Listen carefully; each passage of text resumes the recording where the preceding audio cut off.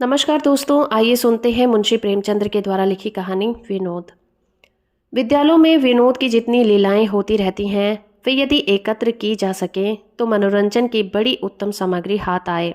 वहाँ अधिकांश छात्र जीवन की चिंताओं से मुक्त रहते हैं। कितने ही तो परीक्षाओं की चिंता से भी बरी रहते हैं। वहाँ मटर गश्त करने, गप्पे उड़ाने और हंसी मजाक करने के सिवा उन्हें कोई और काम नहीं रहता। उनका क्रियाशील उत्साह कभी विद्यालय के नाट्य मंच पर प्रकट होता है, कभी विशेष उत्सवों के अवसर पर। उनका विशेष समय अपने मित्रों के मनोरंजन में व्यतीत होता रहता है। वहाँ जहाँ किसी महाशय ने किसी विभाग में विशेष उत्साह दिखाया और वह विनोद का लक्ष्य बना। अगर कोई महाशय बड़े धर्मनिष्ठ हैं, संध्या और हवन में तत्पर रहते हैं, बिना नागा नमाजें अदा करते हैं, तो उन्हें हास्य का लक्ष्य बनने में देर नहीं लगती। अगर किसी की पुस्तकों से प्रेम है, कोई परीक्षा के लिए बड़े उत्साह से तैयारियां करता है, तो समझ लीजिए कि उसकी मिट्टी खराब करने के लिए कहीं न कहीं अवश्य षड्यंत्र रचा जा रहा है। सारांश यह है कि वहाँ निर्द्वंद, निरीह, खुले दिल आदमियों के लिए कोई बाधा नहीं। उनसे किसी को शिकायत नहीं होती। लेकिन मुल्लाओं और पंडित की बड़ी दुर्गति होती है। महाशय चक्रधर इलाहाबाद के एक सुविख्यात विद्यालय के छात्र थे। एमए क्लास में दर्शन का अध्ययन करते थे, किंतु जैसा विद्वजनों का स्वभाव होता है, हंसी दिल्लगी से कोसों दूर भागते थे। जातीयता के गर्व में चूर रहते थे। हिंदू आचार विचार, सरलता और पवित्रता पर मुग्ध थे। उन्हें नेकटाई, कॉलर, वास्केट आदि वस्त्रों से घृणा थी। सीधा साधा मोटा कुर्ता और चमरोधे जूते पहनते थे। प्रातःकाल नियमित रूप से संध्या हवन करके मस्तक पर चंदन का तिलक भी लगाया करते थे। ब्रह्मचार्य के सिद्धांतों के अनुसार सिर घुटाते थे, किंतु लंबी चोटी रख छोड़ी थी। उनका कथन था कि चोटी रखने में प्राचीन आर्य ऋषियों ने अपनी सर्वज्ञता का प्रचंड परिचय दिया है। चोटी के द्वारा शरीर को अनावश्यक उष्णता बाहर निकल जाती है और विद्युत प्रवाह शरीर में प्रविष्ट होता रहता है। इतना ही नहीं, शिखा को ऋषियों ने हिंदू जातीयता का मुख्य लक्षण घोषित किया हुआ है। भोजन सदैव अपने हाथ से बनाते थे और वह भी बहुत सुपाच्य और सूक्ष्म। उनकी धारणा थी कि आहार का मनुष्य के नैतिक विकास पर विशेष प्रभाव पड़ता है। विजातीय वस्तुओं को हेय समझते थे। कभी क्रिकेट या हॉकी के पास न फटकते थे। तत्पश्चात सभ्यता के तो वो शत्रु ही थे। यहाँ तक कि अंग्रेजी लिखने बोलने में भी उन्हें संकोच होता था, जिसका परिणाम यह था कि उनकी अंग्रेजी कमजोर थी और वो उनमें सीधा सा पत्र भी मुश्किल से लिख सकते थे। अगर कोई उनसे व्यसन था तो पान खाने का। इसके गुणों का समर्थन और वैदिक ग्रंथों से उनकी परिपुष्टि किया करते थे। विद्यालय के खिलाड़ियों को इतना धैर्य कहाँ कि ऐसा शिकार देखें और उस पर निशाना न मारें। आपस में कानाफूसी होने लगी कि इस जंगली को सीधे रास्ते पर लाना चाहिए। कैसा पंडित बना फिरता है, किसी को कुछ समझता ही नहीं, अपने सिवा सभी को जातीय भाव से हीन समझता है। इसकी ऐसी मिट्टी पलीत करो कि सारा पाखंड भूल जाए। संयोग से अवसर भी अच्छा मिल गया। कॉलेज खुलने में थोड़े ही दिनों बाद एक एग्लो इंडियन रमणी दर्शन के क्लास में सम्मिलित हुई। वह कवि कल्पित सभी उपमाओं की आगार थी। सेब का सा खिला हुआ रंग, सुकोमल शरीर, साहस्य छवि और उस पर मनोहर वेशभूषा। छात्रों को विनोद का मसाला हाथ लगा। लोग इतिहास और भाषा छोड़ छोड़कर दर्शन की कक्षा में प्रविष्ट होने लगे। सभी की आंखें उसी चंद्रमुखी की ओर चकोर की नाई लगी रहती थी। सब उसकी कृपा कटाक्ष के अभिलाषी थे। सभी उसकी मधुर वाणी सुनने के लिए लालित थे।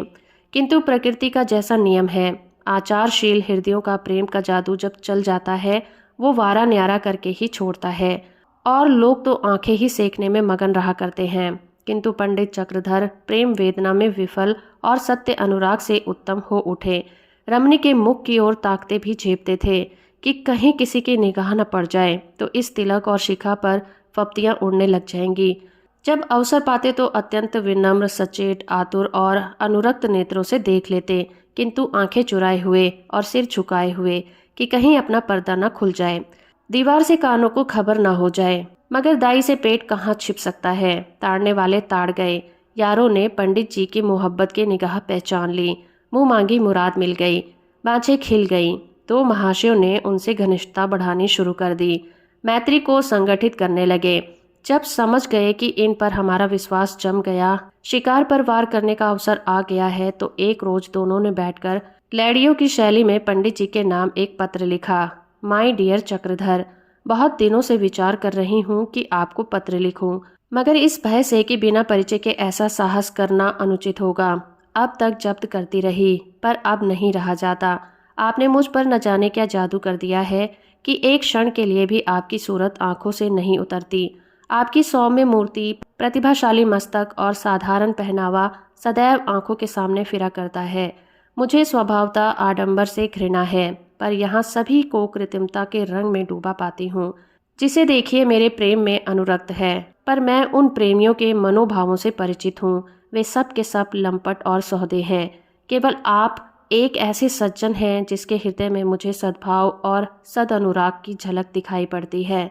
बार बार उत्कंठा होती है कि आपसे कुछ बातें करती, मगर आप मुझसे इतनी दूर बैठते हैं कि वार्तालाप का सुअवसर प्राप्त नहीं होता।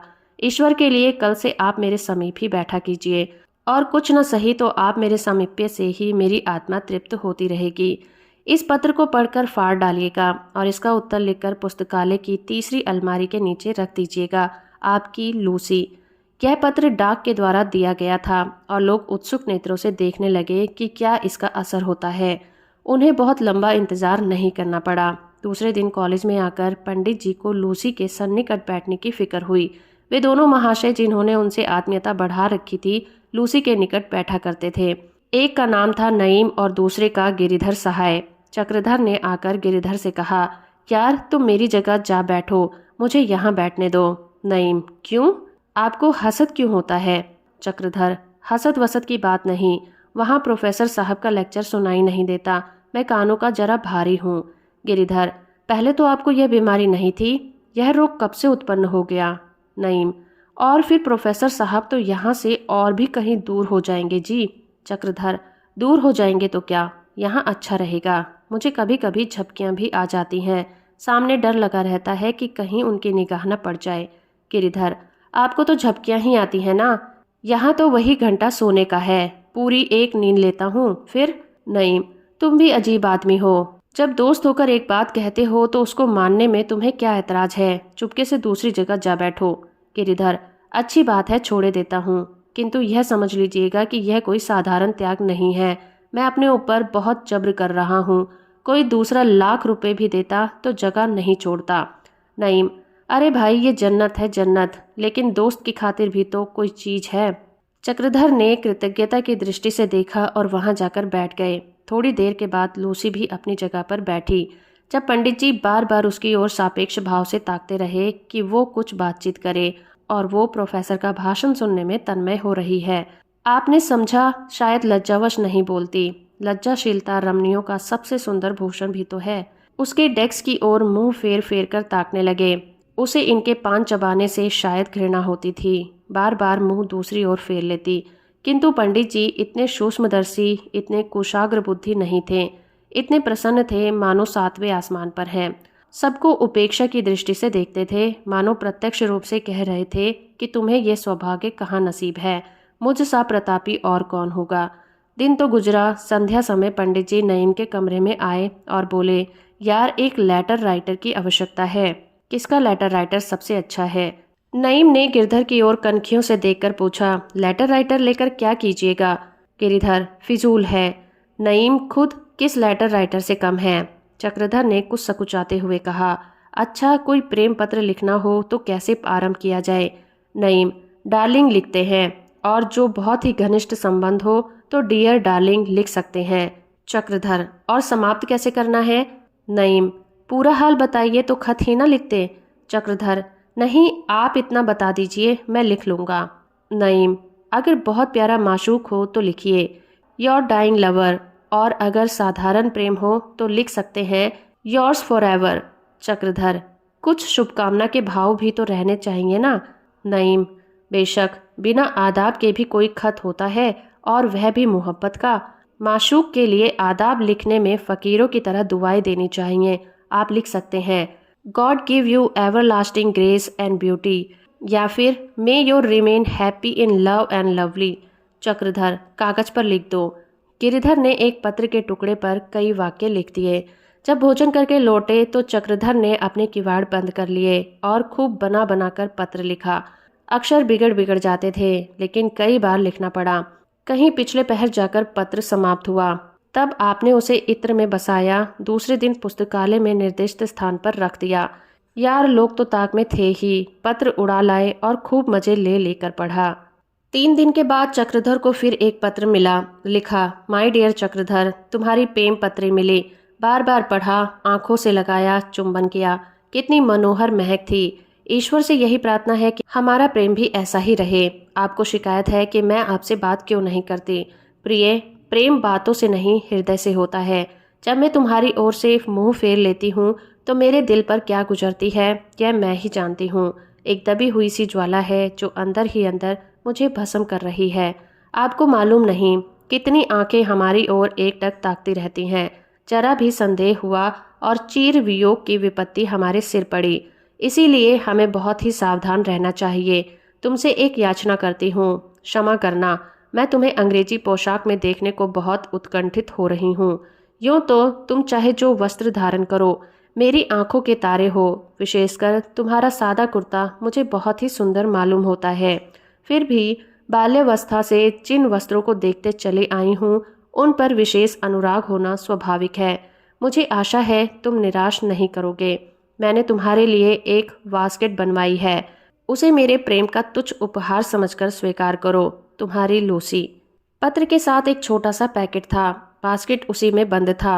यारों ने आपस में चंदा करके बड़ी उदारता से उसका मूलधन एकत्र किया था। उस पर 100% से भी अधिक लाभ होने की संभावना थी।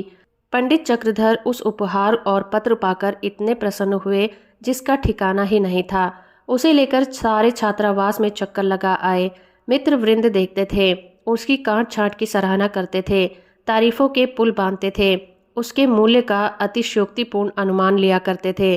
कोई कहता था यह सीधे पेरिस से सिलकर आया है। इस मुल्क में ऐसे कारीगर कहाँ हैं। अगर कोई इस टक्कर का बास्केट सिलवा दे तो 100 रुपए की बाजी बदता हूँ। पर वास्तव में उसके कपड़े का रंग इतना गहरा था कि कोई सुरुचि रखने वाला मनुष्य उसे पहनना पसंद न करता। चक्रधर को लोगों ने पूर्व मुख करके खड़ा किया और फिर शुभ मुहूर्त में वो बास्केट उसे पहनाया। आप फूले न समाते थे। कोई इधर से जाकर कहता, भाई तुम तो बिल्कुल पहचाने ही नहीं जाते, चोला ही बदल लिया, अपने वक्त के यूसुफ हो। यार क्यों ना हो, तभी तो ये ठाठ है। मुखड़ा कैसे दमकने लगा, मानो तपाया हुआ कुंदन है। अजी एक बास्केट पर यह जीवन है। कहीं पूरा अंग्रेजी सूट पहन लो तो न जाने क्या गजब हो जाए। सारी मिसें लोट पोट हो जाए, गला छुड़ाना मुश्किल हो जाए। आखिर सलाह हुई कि उनके लिए एक अंग्रेजी सूट बनवाना चाहिए। इस कला में विशेषज्ञ उनके साथ गुट बांधकर सूट बनवाने चले। पंडित जी घर के संपन्न थे। एक अंग्रेजी दुकान में बहुमूल्य सूट लिया गया। रात को इसी उत्सव में गाना बजाना भी हुआ। दूसरे दिन 10 बजे लोगों ने पंडित जी को सूट पहनाया। आप अपनी उदासीनता दिखाने के लिए बोले, मुझे तो बिल्कुल अच्छा नहीं लगता। आप लोगों को न जाने क्यों ये कपड़े अच्छे लगते हैं। नईम, जरा आईने में सूरत देखिए तो मालूम हो, खासे शहजादे मालूम पड़ते हो। तुम्हारे हुस्न पर मुझे तो रश्क है।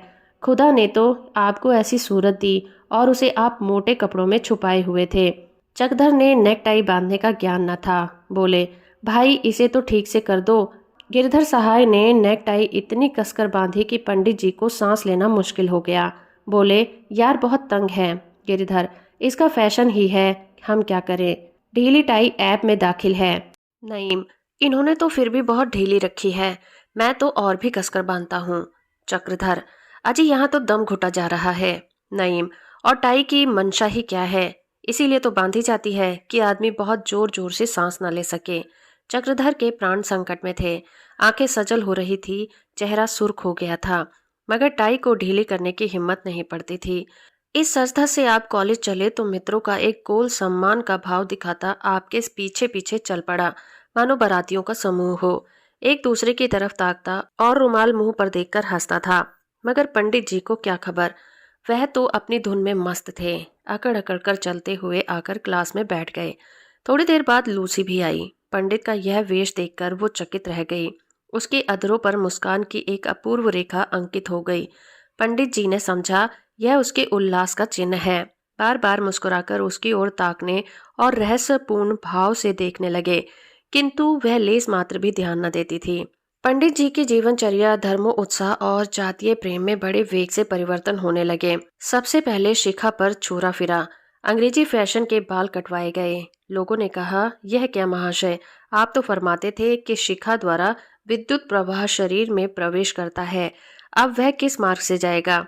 पंडित ने दार्शनिक भाव से मुस्कुराकर कहा, मैं तुम लोगों को उल्लू बनाता था, क्या मैं इतना भी नहीं जानता कि ये सब पाखंड है? मुझे अंतःकरण से इस पर विश्वास ही कब था। आप लोगों को चकमा देना चाहता था। नईम, वल्लाह, आप एक ही झांसे बाज निकले। हम लोग आपको बछिया के ताऊ ही समझते थे, मगर आप तो आठों गांठ को मैत निकले। चक्रधर देखता कि लोग क्या कहते हैं। शिखा के साथ साथ संध्या और हवन की भी इतिश्री हो गई। हवन कुंड कमरे में चारपाई के नीचे फेंक दिया गया। कुछ दिनों के बाद सिगरेट के जले हुए टुकड़े रखने का काम देने लगा। जिस आसन पर बैठकर हवन किया करते थे वो पायदान बन गया। अब प्रतिदिन साबुन रगड़ते, बालों में कंघी कर और सिगार पीते। यह प्रस्ताव हुआ कि इस चंडूल से बास्केट के रुपए वसूल करने के लिए मैं सूद के, फिर क्या था। लूसी का एक पत्र आ गया। आपके रूपांतरण से मुझे जितना आनंद हुआ उसे शब्दों में नहीं प्रकट किया जा सकता। आपसे मुझे ऐसी ही आशा थी। अब आप इस योग्य हो गए हैं कि कोई यूरोपियन लेडी आपके सहवास में अपना अपमान नहीं समझ सकती। अब आपसे केवल प्रार्थना यही है कि मुझे अपने अनंत और अविरल प्रेम का कोई चिन्ह प्रदान कीजिए, जिसे मैं सदैव अपने पास रख सकूं। मैं कोई बहुमूल्य वस्तु नहीं, केवल प्रेमोपहार चाहती हूँ। चक्रधर ने मित्रों से पूछा, अपनी पत्नी के लिए कुछ सौगात भेजना चाहता हूँ, क्या भेजना उचित होगा? नईम, जनाब, यह तो उसकी तालीम और मिजाज पर मुनस्सर है। अगर वो नए फैशन की लेडी है, कोई बेशकीमती सुबूक वजहदार चीज या ऐसी ही कई चीजें भेज दीजिए। मसलन रुमाल, रिस्ट वॉच, लेवेंडर की शीशी, फंसी कंघी, आईना, लॉकेट, ब्रूस वगैरह। और खुदा न खास्ता अगर गवारिन है तो किसी दूसरे आदमी से पूछिए। मुझे गवारनियों के मिजाज का इल्म नहीं है। चक्रधर, जनाब अंग्रेजी पढ़ी लिखी है, बड़े ऊंचे खानदान की है। नईम, तो फिर मेरी सलाह पर अमल कीजिए। संध्या समय मित्रगण चक्रधर के साथ बाजार गए और ढेर की ढेर चीजें बटोर लाए। सब की सब ऊंचे दर्जे की। कोई 75 रुपए खर्च हुए, मगर पंडित जी ने उह तक ना की। हंसते हुए रुपए निकाले। लौटते वक्त नईम ने कहा, अफसोस हमें ऐसी खुश मिजाज बीबी न मिली। गिरधर, जहर खा लो जहर। नईम, भाई दोस्ती के माने तो यही है कि एक बार हमें भी उनकी जियारत हो। क्यों पंडित जी, आप इसमें कोई हरज समझते हैं? गिरधर, खैर, खुदा उन्हें जल्द दुनिया से नाजात दे। रातों रात पैकेट बना और प्रातःकाल पंडित जी उसे लेकर लाइब्रेरी में रखाए। लाइब्रेरी सवेरे ही खुल जाती थी। कोई अड़चन न हुई। उन्होंने उधर मुंह फेरा, उधर यारों ने माल उड़ाया और चंपत हो गए। नईम के कमरे में चंदे के हिसाब से हिस्सा बांट हुआ। किसी ने घड़ी पाई, किसी ने रुमाल, किसी ने कुछ। 1 रुपए के बदले 5-5 रुपए हाथ लग गए। प्रेमी जन का धैर्य अपार होता है। निराशा पर निराशा होती है, पर धैर्य हाथ से नहीं छूटता। पंडित जी बेचारे विपुल धन व्यय करने के पश्चात भी प्रेमिका से संभाषण का सौभाग्य न प्राप्त कर सके। प्रेमिका भी विचित्र थी, जो पत्रों में मिश्री की डली घोल देती, मगर प्रत्यक्ष दृष्टिपात भी नहीं करती थी। बेचारे बहुत चाहते थे कि स्वयं ही अग्रसर हों, पर हिम्मत नहीं पड़ती थी। विकट समस्या थी, किंतु इससे भी वो निराश नहीं हुए। हवन संध्या को छोड़ ही बैठे थे। नए फैशन के बाल कट ही चुके थे। अब बहुधा अंग्रेजी ही बोलते, यद्यपि वे अशुद्ध और भ्रष्ट होती थी। रात को अंग्रेजी मुहावरों की किताब लेकर पाठ की भांति रटते। नीचे के दर्जों में बेचारे ने इतने श्रम से कभी पाठ याद नहीं किया था। उन्हीं रटे हुए मुहावरों को मौके बेमौके काम में लाते। 2-4 लूसी के सामने भी अंग्रेजी बघारने लगे, जिससे उसकी योग्यता का पर्दा और भी खुल गया। किंतु दुष्टों को अब भी उन पर दया न आई। एक दिन चक्रधर के पास लूसी का पत्र पहुंचा, जिसमें बहुत अनुनय विनय करने के बाद यह इच्छा प्रकट की गई थी कि मैं आपको अंग्रेजी खेल खेलते देखना चाहती हूँ। मैंने आपको कभी फुटबॉल या हॉकी खेलते नहीं देखा। अंग्रेज जेंटलमैन के लिए हॉकी, क्रिकेट आदि में सिद्धहस्त होना परम आवश्यक है। मुझे आशा है आप मेरी यह तुच्छ याचना स्वीकार कर लेंगे। अंग्रेजी वेशभूषा में, बोलचाल में, आचार व्यवहार में, कॉलेज में अब आपका कोई प्रतियोगी नहीं रहा। मैं चाहती हूँ कि खेल के मैदान में भी आपकी सर्वश्रेष्ठता सिद्ध हो जाए। कदाचित कभी आपको मेरे साथ लैडियों के सम्मुख खेलना पड़े, तो उस समय आपकी और आपसे ज्यादा मेरी हेठी होगी। इसीलिए टेनिस अवश्य खेलिए। 10 बजे पंडित जी को ये पत्र मिला। दोपहर को जो ही विश्राम की घंटी बजी, आपने नईम से जाकर कहा, यार जरा फुटबॉल निकाल दो। नईम फुटबॉल के कप्तान भी थे।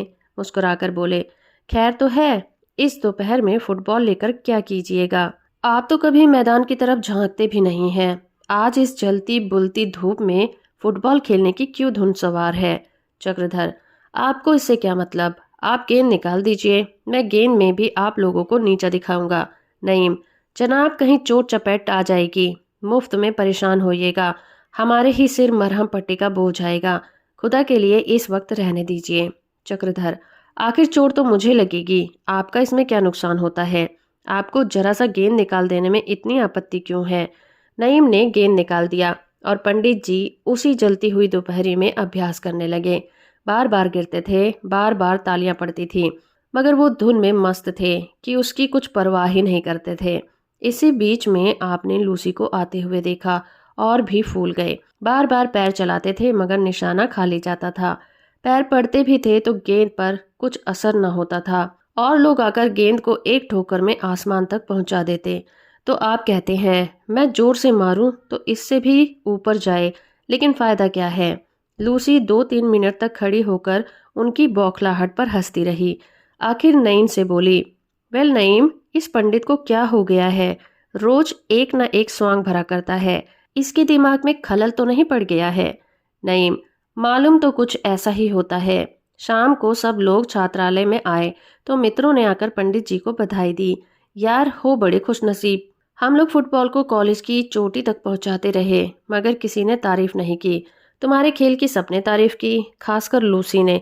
वह तो कहती थी जिस ढंग से ये खेलते हैं उस ढंग से मैंने बहुत कम हिंदुस्तानियों को खेलते देखा है। मालूम होता है ऑक्सफोर्ड का अभ्यस्त खिलाड़ी है। चक्रधर, और भी कुछ बोली? क्या कहा, सच बताओ।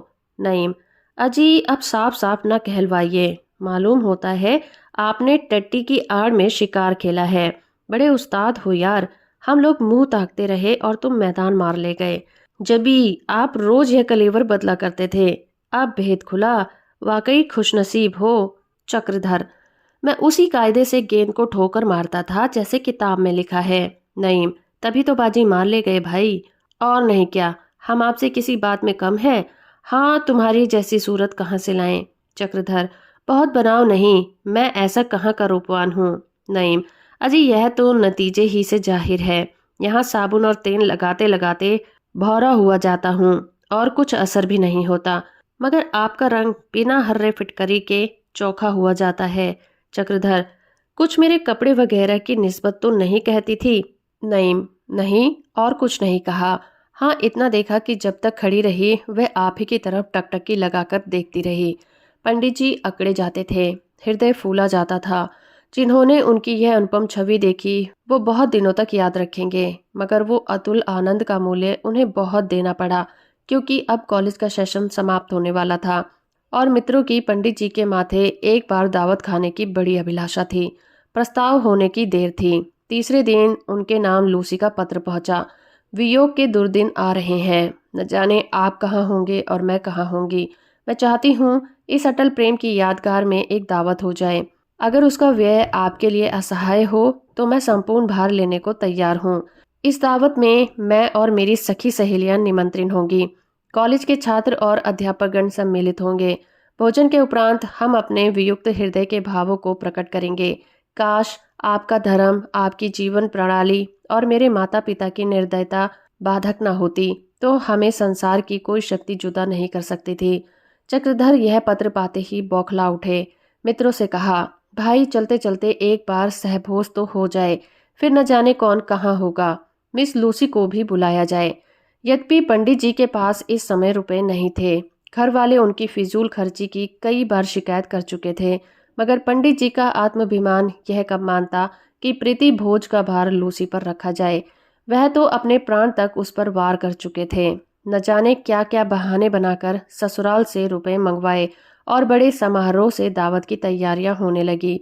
कार्ड छपवाए गए, भोजन परोसने वाले के लिए नई वर्दियां बनवाई गईं, अंग्रेजी और हिंदुस्तानी दोनों ही प्रकार के व्यंजनों की व्यवस्था की गई। अंग्रेजी खाने के लिए रॉयल होटल से बातचीत की गई। इसमें बहुत सुविधा थी। यद्यपि चीज़ें बहुत महंगी थी, लेकिन झंझट से नजात हो गई। अन्यथा सारा भार नईम और उसके दोस्त गिरधर पर पड़ता।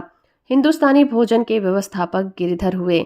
पूरे 2 सप्ताह तक तैयारियां हुई थीं। नईम और गिरधर तो कॉलेज में केवल मनोरंजन के लिए पढ़ते थे। पढ़ना पढ़ाना तो उनको था ही नहीं। अमोद प्रमोद ही में समय व्यतीत किया करते थे। कवि सम्मेलन की भी ठहरी।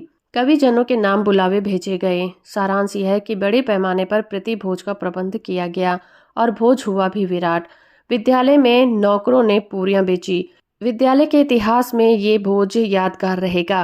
मित्रों ने खूब बढ़ चढ़कर हाथ मारे। 2-3 मिसें भी खींच बुलाई गई।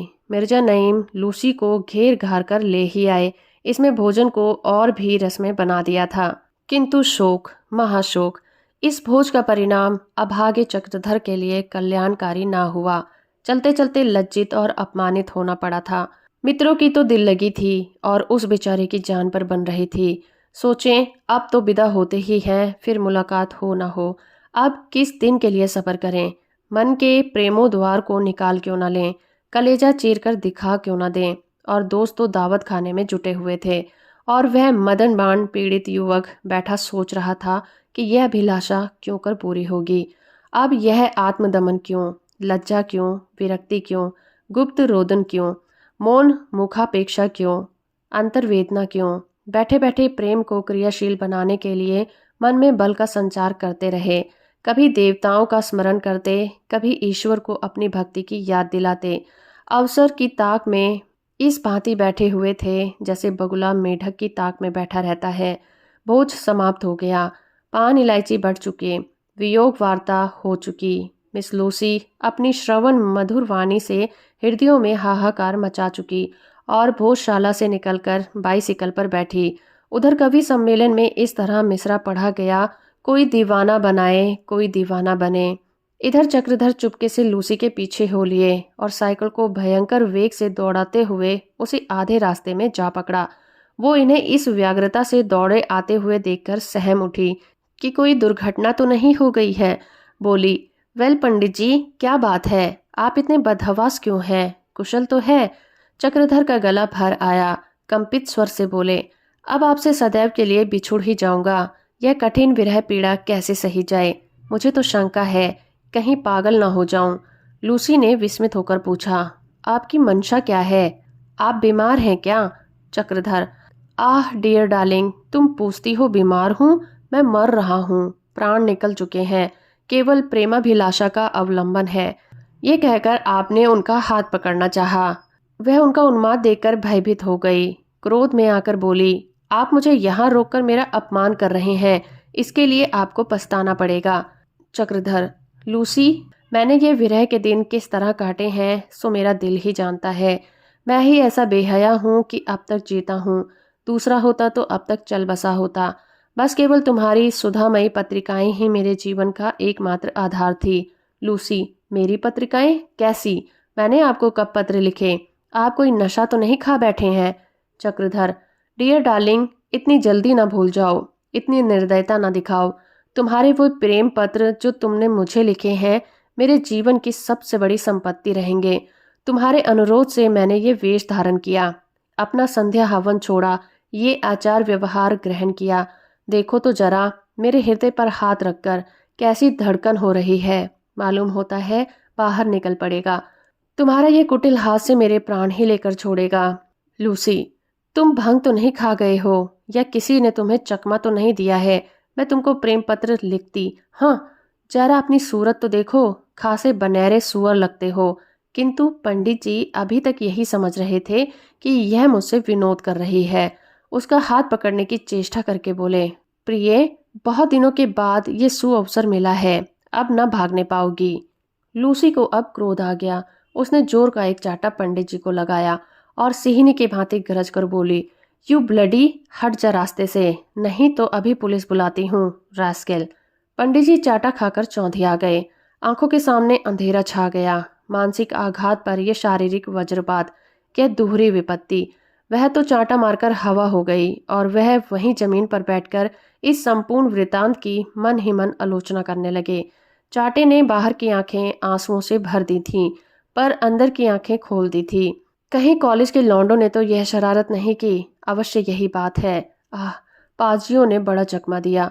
तभी सब के सब मुझे देख देख कर हंसा करते थे। मैं भी बहुत कम अकल हूँ, नहीं तो इनके हाथों टैसू क्यों बनता। बड़ा झांसा दिया, उम्र भर याद रहेगा। वहां से झल्लाए हुए आए और नईम से बोले, तुम बड़े दगाबाज हो, परले सिरे के धूर्त, पाजी, उल्लू, गधे, शैतान। नईम, आखिर कोई बात भी कहिए या गालियां ही देते जाइएगा।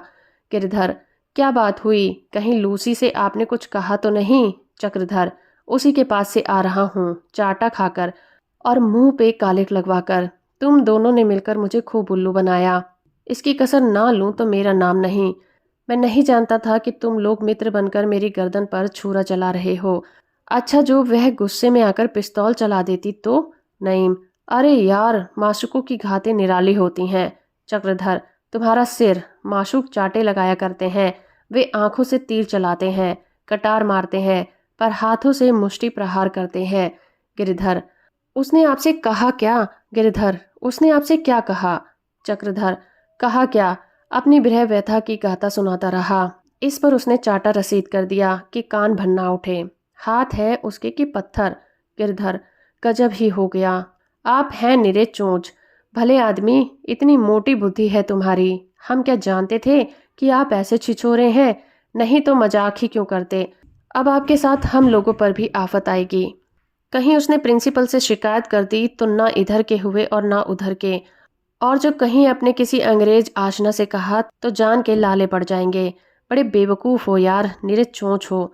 इतना भी नहीं समझे कि हम दिल लगी कर रहे थे। ऐसे बड़े खूबसूरत भी तो नहीं हो। चक्रधर, दिल लगी तुम्हारे लिए थी, मेरी तो मौत हो गई। चिड़िया जान ले गई। लड़कों का खेल हुआ। अब चुपके से मेरे 500 रुपये लौटा दीजिए, नहीं तो गर्दन ही तोड़ दूंगा।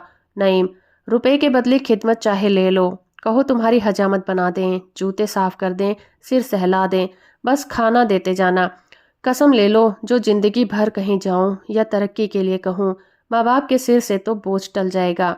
चक्रधर, मत जले पर नमक छिड़को जी।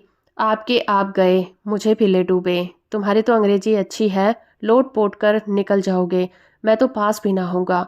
बदनाम हुआ वह अलग, 500 की चपत भी पड़ी। यह दिल लगी है कि गला काटना। खैर, समझूंगा, और चाहे मैं ना समझूं, पर ईश्वर जरूर समझेंगे। नईम, गलती हुई है भाई, मुझे अब खुद इसका अफसोस हो रहा है। गिरधर, खैर रोने धोने का अभी बहुत मौका है। अब यह बतलाइए कि लूसी ने प्रिंसिपल से कह दिया तो क्या नतीजा होगा। तीनों आदमी निकाल दिए जाएंगे, नौकरी से भी हाथ धोना पड़ेगा। फिर।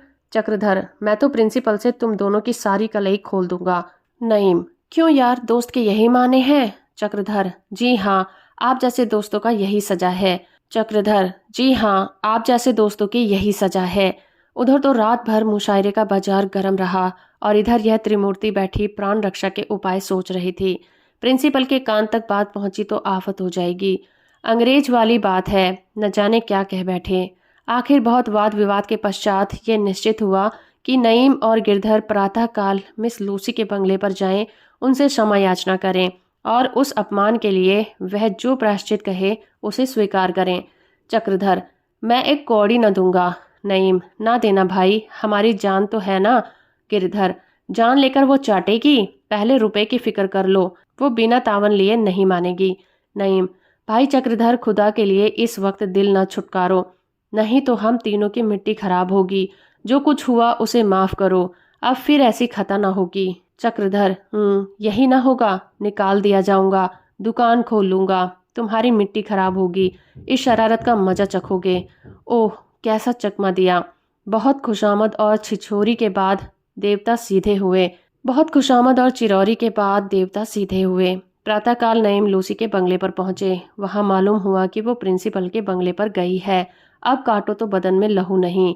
या अली, तुम ही मुश्किल को आसान करने वाले हो। अब जान की खैर नहीं। प्रिंसिपल ने सुना तो कच्चा ही खा जाएगा, नमक तक न लगाएगा। इस कमबख्त पंडित की बदौलत अजाब में जान फंसी है। इस बेहुदे को सूझी क्या, चला नाजनीन से इश्क जताने। बन बिलास की सी तो आपकी सूरत है, हमें भी अपने साथ डुबोए देता है। कहीं लूसी से रास्ते में मुलाकात हो गई तो शायद आरजू मिन्नत करने से मान जाए, लेकिन जो वो वहां पहुंच चुकी है तो फिर कोई उम्मीद नहीं।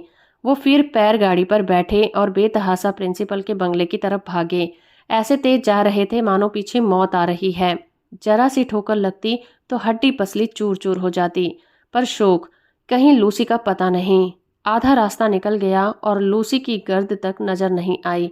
नैरासी ने गति को मंद कर दिया। फिर हिम्मत करके चले। बंगले के द्वार पर भी मिल गई तो जान बच जाएगी। सहसा लूसी दिखाई दी। नईम के पैरों को और भी तेज चलाना शुरू कर दिया। वो प्रिंसिपल के बंगले के दरवाजे पर पहुंची हुई थी। एक सेकंड में वारा न्यारा होता था। नाव डूबती थी या पार हो जाती थी। हृदय उछल उछल कर कंठ तक आ रहा था। जोर से पुकारा, miss Turner, hello miss Turner, जरा ठहर जाओ। लूसी ने पीछे फिरकर देखा। नईम को पहचानकर ठहर गई और बोली, मुझसे उस पंडित की सिफारिश करने तो नहीं आए हो? मैं प्रिंसिपल से उसकी शिकायत करने जा रही हूँ। नईम, तो पहले मुझे और गिरधर दोनों को गोली मार दो फिर जाना। लूसी, बेहया लोगों पर गोली का असर नहीं होता। उसने मुझे बहुत इंसल्ट किया है। नईम, लूसी, तुम्हारे कसूरवार हम ही दोनों हैं। वो बेचारा पंडित तो हमारे हाथ का खिलौना था। सारी शरारत हम लोगों ने की थी, कसम तुम्हारे सिर की। हम दोनों उसे दिल बहलाव का एक स्वांग बनाए हुए थे। इसकी हमें जरा भी खबर नहीं थी कि वो तुम्हें छेड़ने लगेगा। हम तो समझते थे कि उसमें इतनी हिम्मत ही नहीं है। खुदा के लिए माफ करो, वरना हम तीनों का खून तुम्हारी गर्दन पर होगा। लूसी, खैर तुम कहते हो तो प्रिंसिपल से नहीं कहूंगी, लेकिन शर्त यह है कि पंडित मेरे सामने 20 मर्तबा कान पकड़कर उठे बैठे और मुझे कम से कम 200 रुपए का तवान दे। नईम, लूसी, इतनी बेरहम ना बनो। यह समझो उस गरीब के दिल पर क्या गुजर रही होगी। काश अगर तुम इतनी हसीन ना होती। लूसी मुस्कुराकर बोली, खुशामद करना कोई तुमसे सीखे। नईम, तो अब वापस चलो। लूसी, मेरी दोनों शर्तें मंजूर कर लो। नईम, तुम्हारी दूसरी शर्त तो हम सब मिलकर भी पूरी कर देंगे, लेकिन पहली शर्त सख्त है। बेचारा जहर खाकर मर जाएगा। हाँ, उसकी एवज में 50 दफा कान पकड़कर उठ बैठ सकता हूँ। लूसी, तुम छटे हुए शौहदे हो, तुम्हें शर्म कहाँ? मैं उसी को सजा देना चाहती हूँ। बदमाश, मेरा हाथ पकड़ना चाहता था। नईम, जरा भी रहम न करोगी? लूसी, नहीं, 100 बार नहीं। नईम लूसी को साथ लाए। पंडित जी के सामने दोनों शर्त रखी गई तो बेचारा बिलबिला उठा। लूसी के पैरों पर गिर पड़ा और सिसक सिसक कर रोने लगा। नईम और गिरधर भी अपने कुकृत्य पर लज्जित हुए। अंत में लूसी को दया आ गई। बोली, अच्छा, इन दोनों में से कोई एक शर्त मंजूर कर लो तो माफ कर दूंगी। दोनों को पूरा विश्वास था कि चक्रधर रुपए वाली ही शर्त स्वीकार करेगा।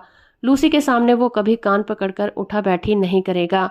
इसीलिए जब चक्रधर ने कहा, मैं रुपए तो नहीं दूंगा, हाँ 20 की जगह 40 बार उठ बैठ लगा लूंगा, तो सब लोग चकित हो गए। नईम ने कहा, यार क्यों हम लोगों को जलील करते हो? रुपए क्यों नहीं दे देते?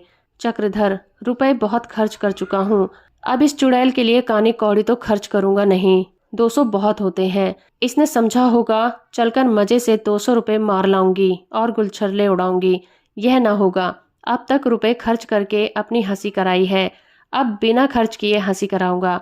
मेरे पैरों में दर्द हो बला से। सब लोग हंसे तो हंसते रहें, मगर इसकी मुट्ठी गर्म ना होने दूंगा। ये कहकर चक्रधर ने कुर्ता उतार फेंका, धोती ऊपर चढ़ा ली और बरामदे से नीचे मैदान में उतरकर उठा बैठ करने लगे। मुखमंडल क्रोध से तमतमाया हुआ था, पर वह बैठ के लगाए जाते थे। मालूम होता था कोई पहलवान अपना करतब दिखा रहा है। पंडित ने अगर बुद्धिमत्ता का कभी परिचय दिया तो इसी अवसर पर। सब खड़े देख रहे थे, पर किसी के होठों पर हंसी न थी। सब लोग दिल में कटे जाते थे। यहाँ तक कि लूसी को भी सिर उठाने का साहस ना होता था। सिर गड़ाए बैठी थी। शायद उसे खेद हो रहा था कि मैंने नाहक यह दंड योजना की। 20 बार उठते बैठते कितनी देर लगती है? पंडित ने खूब उच्च स्वर में गिन गिन कर 20 की संख्या पूरी की और गर्व से सिर उठाए अपने कमरे में चले गए। लूसी ने उन्हें अपमानित करना चाहा था, उल्टे उसी का अपमान हो गया। इस दुर्घटना के पश्चात 1 सप्ताह तक कॉलेज खुला रहा, किंतु पंडित जी को किसी ने हंसते हुए नहीं देखा। वह विवन और विरक्त भाव से अपने कमरे में बैठे रहते थे। लूसी का नाम जबान पर आते ही झल्ला पड़ते थे। इस साल की परीक्षा में पंडित जी फेल हो गए, पर इस कॉलेज में फिर कभी न आए। शायद अलीगढ़ चले गए। तो दोस्तों, अभी आप सुन रहे थे मुंशी प्रेमचंद्र के द्वारा लिखी कहानी विनोद। उम्मीद करती हूँ मेरा ये प्रयास और ये कहानी आपको अच्छी लगी होगी। वीडियो को लाइक और चैनल को सब्सक्राइब करना बिल्कुल मत भूलिएगा।